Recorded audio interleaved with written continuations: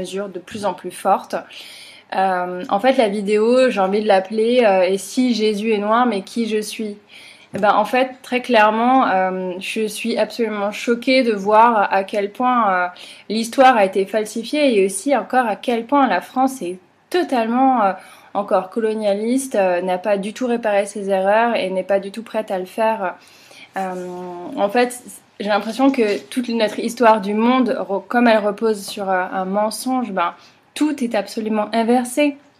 Si on fait les recherches, on se rend compte que en fait, le Christ, il pouvait être que noir, et ça d'un point de vue scientifique et aussi d'un point de vue qui était écrit dans la Bible.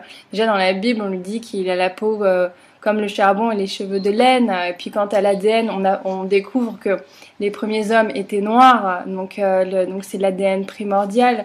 Si Dieu a fait l'homme à son image, il pouvait être que noir, il pouvait être pas blanc. Après, on se rend compte que il y a eu la falsification historique avec le pape Alexandre VI de la famille Borgia en 1490, qui nous fait voir que pareil, il y a un visage qui a été prêté, que les premières iconographies, c'était des Jésus noirs, comme la Vierge noire, et qui on se rend compte en fait à l'étage dans les églises, on nous met la Vierge qui est peinte en blanche, et que même les curés savent que les vierges, en fait, de base, c'est des vierges noires, mais qui nous présentent ce qu'eux-mêmes appellent les usurpatrices.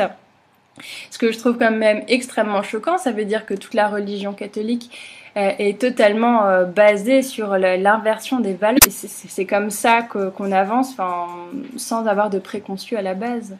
Donc oui, très clairement, si Jésus est noir, ça change vraiment toute l'histoire de cette humanité. Et ça explique aussi tous ces passages de l'histoire où il y a eu l'esclavage. Enfin, forcément, là où il y a de la richesse, c'est là où on a envie de piller. Enfin, moi, j'ai envie de dire que je suis pas d'accord avec ce qui se passe encore dans le monde, que je trouve que ce monde est vraiment très raciste, même absolument totalement raciste, que l'homme noir n'a pas du tout sa place en tant qu'être souverain. Et ce peuple qui à la base a quand même les connaissances les plus poussées, les connaissances sacrées.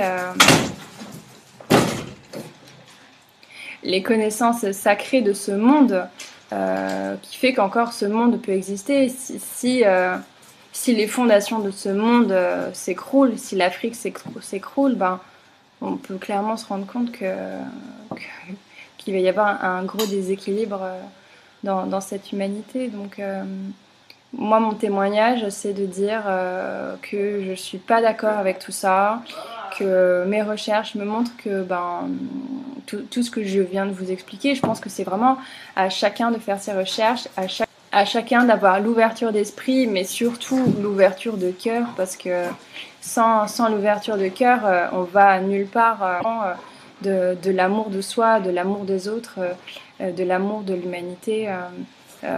Moi, par exemple, voilà, je suis blanche, mais j'ai aucun mal à reconnaître que le peuple noir, c'est le peuple qui a quand même la plus grande connexion au divin, parce que si c'est la vérité, moi je le reconnais en tant que vérité, et je me sens pas du tout en insécurité pour autant. Et au contraire, depuis que j'ai découvert tout ça sur toute la base des religions et de ce monde, tout prend vraiment un autre sens.